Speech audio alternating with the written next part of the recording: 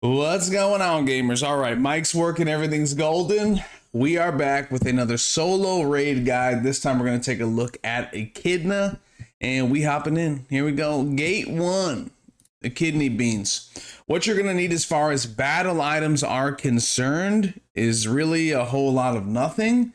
Again, raids will vary depending on high DPS versus low DPS. If you guys want to be on the safe side, I would recommend bringing a Atro and then a dark grenade or a whirlwind. Probably a dark. All right. And you'll see why. There's a stagger checks you got to do and then a little DPS race, but you'll be fine. You'll be fine. So when you start this, you're going to see you start running in immediately. There's going to be a mob on the top left you have to kill. Did you see this dragon shadow that flied by and this danger ping I did? During this first phase of the fight, the dragon will fly over periodically and he'll burn the ground with a bunch of fire. And you're going to want to just avoid that. It does a good amount of damage. So you'll see, I wait here, show you guys, there's the fire. Now I go kill this mob that's tethered to the boss. And once you kill him, your sidereal fills up. And you're going to use the only sidereal you can right now, Control Z. Aim it right at the boss, let it rip. It'll destroy the shield he has, do a good amount of damage. Then you're just beating him up till about 160 health bars. And that's going to trigger you moving to the next stage of the fight. You'll hit this cool cutscene. Look at how much of a badass he looks like. All right, so you run across. And you can see you have like a minute 18 to do this. Just keep cruising. You're going to kill some ads right here. You have to kill the ads to progress. So don't try and skip them. You'll see once you kill them, there's a little spot towards the bottom. You can press G at to continue your traveling. A couple more mobs here. See, it's not showing up. There they were, blending in nicely to the background. Now you got to fight this big dragon. You can just be careful to avoid the fire and stuff falling from the sky. Beat the dragon up, continue on. No more mobs until the stagger check. You're just going to keep running.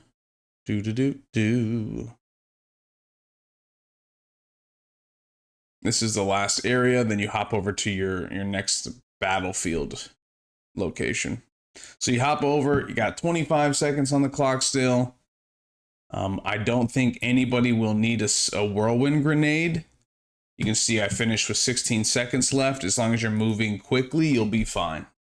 So the actual mechanic that shows up here next, it triggers at like 130 health bars anytime after that. And what he's going to do is come to the middle, make this circle.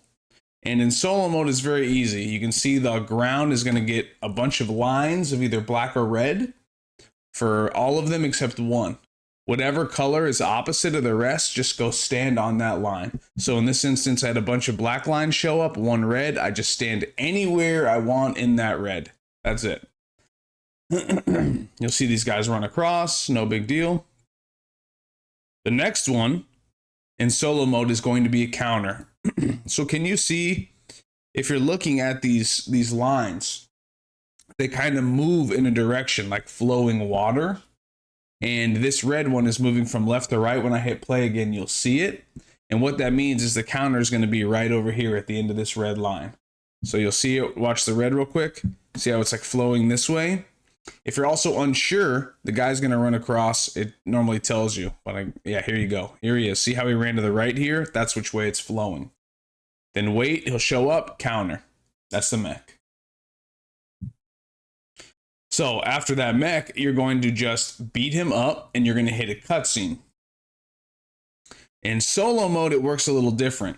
It teleports you to the other side, a different area that you normally split up on. But all that's going to happen is you're going to teleport over here and you're going to do a stagger check. If you struggle with stagger, this might be where you would bring the whirlwind for right here. But I don't think in solo mode, any of it's difficult enough that any class can't get it done. So stagger, and then you're just fighting this boss, kill these ads, beat the boss up for a little bit. And once you beat the boss up to a certain point, you'll see she goes invincible, falls over, you're done. It'll automatically teleport you back to the other side. There we go. There you do it. Now this is just a DPS race. Kill him. Not even a race, just, you know, got 10 minutes on the clock still. You just beat him up. You're kind of entrapped in this little circle here. Well, it's a big circle. But you can just use any sidereal for damage, unload on him. That's it. There is a cool little interaction, though. For Echidna, there's these follow-up sidereals, so you'll use it once, but if you still have meter left, you can do the follow-up. And the boss, there's a cool follow-up here, where it'll freeze him. It's very minor, but you'll see right here when I use it, he'll get frozen, I think right before he dies. As long as he doesn't have this debuff on his bar, but it's literally gives you like another 4 seconds of damage. Use anything you want. Gate 1, not too difficult. I think you guys will get through it pretty easily. So Gate 2, this is where the fun begins. This is Echidna herself, and what you're going to want to bring is dark grenades and atros. That is what you're looking for. It's important for a basement mechanic that you're going to do.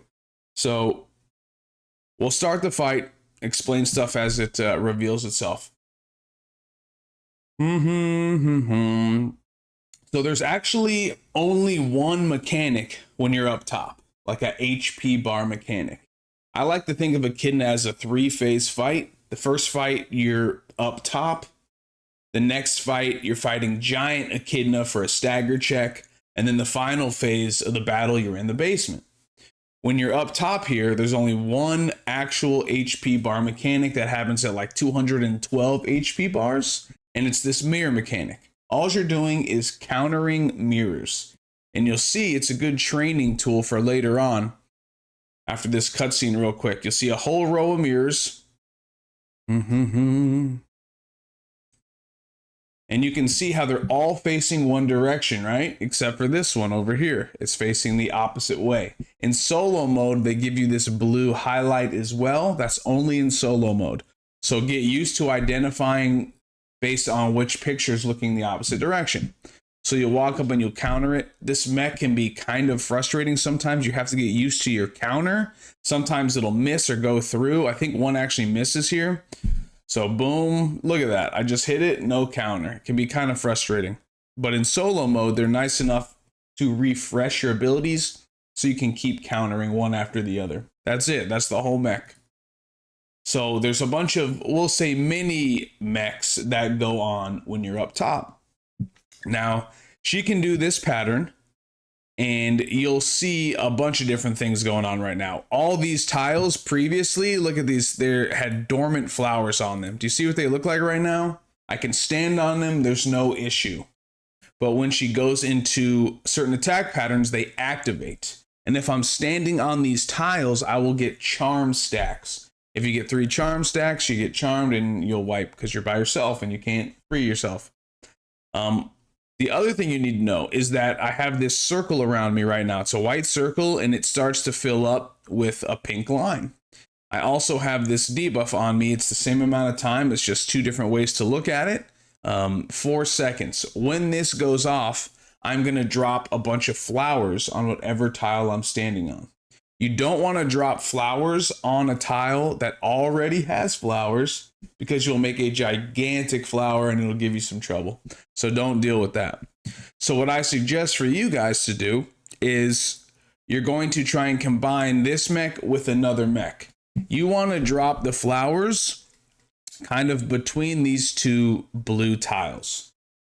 At any point during the fight, there's going to be blue tiles, 2 of them, and in solo mode, they're really close together like this. There's only going to be 1 space between the 2. So what I think the best way for you guys to do this is just to limit the amount of flower tiles on the ground is to put it on any one of these 2 tiles between the blue ones. Now, I'm telling you this, but I'm not going to do it. I think I drop it inside of one of these blues, but I ran this a few times and I think this is the easiest way for you guys to deal with it. So you'll see I am going to run by and drop off these flowers. When this expands, the flowers fall. She also is kind enough to put a giant target on your head in this big rectangle. This shoots a bunch of spikes out of the ground at your character. As long as you're moving, you'll be fine. It'll stop following me, and then you can just walk out of it. See, there the spikes go, plenty of time. But see how this flower tile right here, this is what it would look like if you dropped it between the two. This is probably the best bet for you guys. It's a very minor thing. It helps keep the ground as clean as possible. It's just what I would suggest you do. Not a big deal if it doesn't happen. Don't sweat it too much. So that's one of the mechanics. So another one of the mini mechs you'll do, and this only happens if you're up top for a long time. So if you're just a little lower on the DPS, the damage, and it's taking you a while in the top phase, you might see this. You'll see a little pop-up message. It says, "It won't be easy to escape me. I'm everywhere." She is going to teleport to the closest border. And you can see on the mini map, she was right here, and she just teleported right here off screen. You're going to want to get close to her. It won't be easy to escape me. I'm everywhere. So I'm going to run up next to her. You'll see she does this whole red circle. You can stand anywhere you want that's in this little safe zone. She is going to activate the flower tiles. So don't be on any flower tiles as well.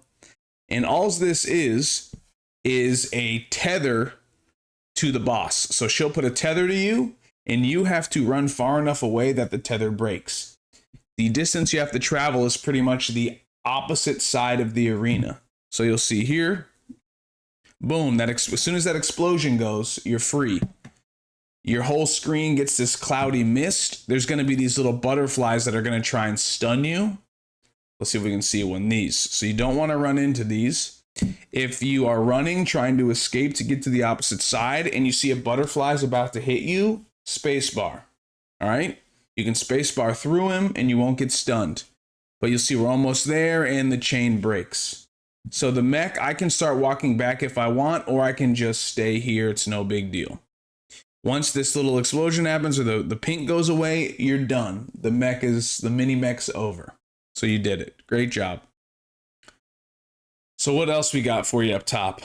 All right, so this is Fly Trap. You'll see a message, Ren pops up here. Watch out, what's that disgusting smell? Yuck, the flowers are blooming. So you're gonna run this in solo mode. In group content, you'll normally cheese it and not do it this way, but some groups still do it this way, and this is like the harder way, I would say, but you'll see it's not bad at all. What's going to happen is you're going to run far away from the boss. I'd say at least 3 of these tiles. So just, at least 3 of these tiles here, distance away from the boss. And you're going to wait, because a blue circle and a fly trap is going to try and eat you wherever you're standing. So you'll see here, I wait, boom, there's the blue.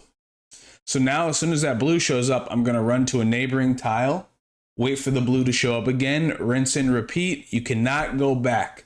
Once you've been on a tile and a fly trap shows up, you cannot go back to that tile. So that's why you start away from the boss, because you slowly walk back towards her. There's 5 fly traps total. So here's 1. See how it just jumped out, try to eat me, wait for the blue circle. There it is. Go to the next tile. Blue circle, go to the next tile. That's 3 there. This is number 4. Next tile. And here's number 5. Next tile, you're done. There you go. That's fly trap. The other mini mech, this is what I was talking about earlier, why I want the flowers to be dropped between the two, because this is just really a very watered down version of the mechanic that you normally do in group content. But all you do is stand between the mirror and Echidna, any one of these tiles. The mirror actually tracks the player in solo mode. So it doesn't do this normally, but if I can stand here or here, it's going to shoot a beam of light at me, and then that light's going to bounce off me to Echidna. So that's all you do. Very simple.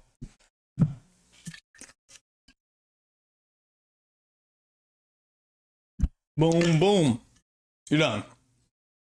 That's pretty much everything you would need to know up top. I think the difficulty for a lot of players is you guys learning normal attack patterns, because certain attacks give you a stack of charm. So be patient with yourself. Pay attention to which attacks give you a stack. You'll see like it's a flower petal above your head, and it'll fill up 1 out of 3. If you get 3 stacks, you get charmed. So try and watch that. We're moving on to the next phase. This is Giant Echidna. You'll see here. So what this is is a stagger check. You don't get to see any stagger bar or anything like that, but this is just one gigantic stagger check. And to make it difficult at first, these mirrors are going to show up, one on the left, one on the right.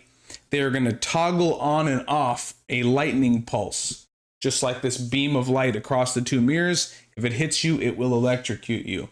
So we'll show you how this works. You back up a little bit to give yourself some space, toggle on, off. See that? She also will put her hand out to one side, so you have to dodge through the mirror and then get to whatever side her hand's not up to shoot a laser at you. She's going to do 2 mirrors in solo mode, one more. So back up, here it goes, on, off, dash through. Same hand, see on the left here? There you go. So now I'm just unloading stagger, and then I'm going to wait. She's going to do a counter. She'll do one more hand beam, and then she's going to be counterable. She'll go like this, she'll flash blue, hit the counter. Now you're just staggering. Unload all your stagger. If you get comfy in here, you can weave in stagger while you're dodging those mirrors sooner. But this is all you're doing, stagger, stagger, stagger. This is one of her normal attack patterns. It's Medusa, look away. Okay, so see my character, put your back to her, auto attack over here. And then once this pop-up shows up here, it's okay to lay down your burdens, take a rest, rest forever if that's what you truly want. Sounds like a trap, Echidna, all right? You're gonna run to the back of the map here and you're gonna do a clash. So just wait for this blue thing to show up, walk in, press G, quick little clash. Boom, nailed it. Once this is over, go finish the stagger. My recommendation for people is to not use a side here. If you're struggling, you can use Thar right now as well, because you will get 3 meters back, 3 of your sidereal skills. So as long as you've done this clash, if you haven't been doing a lot of stagger to the boss, it's kind of scary for you and you think your stagger's low, you can just use Thar Control C. After you clash, go use Thar Control C, because you will get 3 of the sidereal meters back going into the basement. But if you practice and you get good at it and you start staggering, you're not going to need it. It'll go quick like that. So, basement, final phase of Echidna. She'll always start off with this pattern, run up, beat her up, dodge any flowers. And you're going to trigger a clash here pretty early. And this is what I want to show you guys. So you can look at the map where I'm standing. You're going to use a sidereal skill here called Thar. Control C. There's going to be a big blue circle around this area. You want to just aim your cursor at it and be kind of close, and then use Thar. Thar will take the clash for you, and you just get to do damage. Here it is, Thar. He shows up, blocks the snake. You just beat it up. You want to just kill it as fast as possible. Your goal is to get it to 37 bars, because Thar will actually deal 37 bars for you. If for some reason, you can see I just got it right here, 37, you see this? Watch, boom, dead. So if you're struggling to do damage, I want you to use your dark grenade right there and your atropine potion. And I want you to just unload all your damage on the snake. If you don't kill it, get it to 37 bars, it's not a big deal. I'll show you right here. So this version, I let it live, has 18 bars left. You're just gonna manually do the clash. It comes back again. This is the second time now. I already did Thar once, that's why he's standing there. Now I stand in the blue circle and I clash. Depending on how much health the snake has left is how many of these clashes you'll do. So you'll see he's gonna die right now before I could do the next button press. Every time you do the clash, it does damage just like Thamine. So that's how that works. The next mechanic that happens is around 50 bars it'll trigger, and this is a mirror mechanic. In solo mode, it's not too difficult. You don't have to really pay attention to all this stuff going on. The only thing you need to know is this mirror is going to rotate 90 degrees at a time. All right, when the mirror rotates, you're going to go behind it and you're going to make sure you stagger it, but you need to be looking at the mirror. So you're using your skills on the mirror. You know, just if it's like a big AoE skill, make sure you're aiming at the mirror because it works like Medusa. If you're not looking at it, when an explosion happens, you get frozen. So we'll show you what this looks like. The mirror will rotate.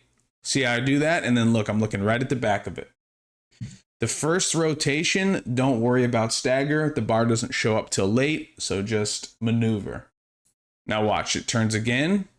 See the back of it? I run down here, stagger bar, use the stagger skill. Rotates again, move, use the stagger skill. You're done. Way to go. What do we got next? Okay. This is just a sidereal, hidden sidereal that you can do down here. You'll see this message pops up with Ren. It seems the skins are flammable. Perhaps we can use this against the snake. So if you have sidereal meter, you will if you have it full going into the basement. That's why I want you guys to have a full sidereal meter when you go into the basement, because you need to use Thar for the clash, and then you want to have at least 3 bars back to do a Furnia. So a Furnia is Control X, the one in the middle by default. As soon as this message pops up, I'm just going to press Control X and you'll see. This is a free DPS window for you. I'm not doing it because I just want to show you guys, but literally you could throw a dark grenade and use another Atro if you want. Just unload damage on the boss. Free window, all right? Free DPS window. So let's say you're playing and you do not have a Furnia for some reason. You're going to want to use a flame grenade. So I'll show you guys down here. See how this wall has this red highlight? It's not only this wall. There's certain ones around the map that has it. But normally there's one down here that'll glow red for you. All you do is run down to that and throw a flame grenade on the wall. See, it catches on fire, and then you just stand here. Do nothing. Let this giant snake come by. There he goes. You're good. All right, so what else we got? Okay, so while you're down here, if this meter fills up all the way, you can see on the top left, it filled up completely, and now it's radiating this purple color. You have to do a mini snake mechanic. This is probably the most difficult thing. A lot of you guys won't even see this. If you're just pumping damage, you're not going to see this. But if it's taking you a while, you know, you might have to figure out how to do this. So what she's going to do is spawn a bunch of snakes, and it's probably a fixed pattern. So she shows up in the middle. She summons these little after images that'll shoot a cone at you. And then she's going to summon a bunch of mini snakes. We have to kill these snakes. They spawn on the outside of the map and they walk towards the middle. Do not let them get to the middle. How do you kill the snakes? With multi-hit attacks. So you can see my mini map here. There's a red dot that just spawned top left. That's how you know where the snakes are spawning. To make it even harder, she will periodically just put a target on you with this big pink cone. This thing will move with you and track your character. After a couple seconds, it'll turn blue and stop tracking you and charge up to fire. So stay close to her and jump out of it once it stops tracking you. So let's see here. Here it goes, turns blue, I'm out of there. Now I'm walking up using multi-hits to kill the snakes, all right? Multi-hits. Damage is irrelevant, you just have to do a certain number of hits to kill them.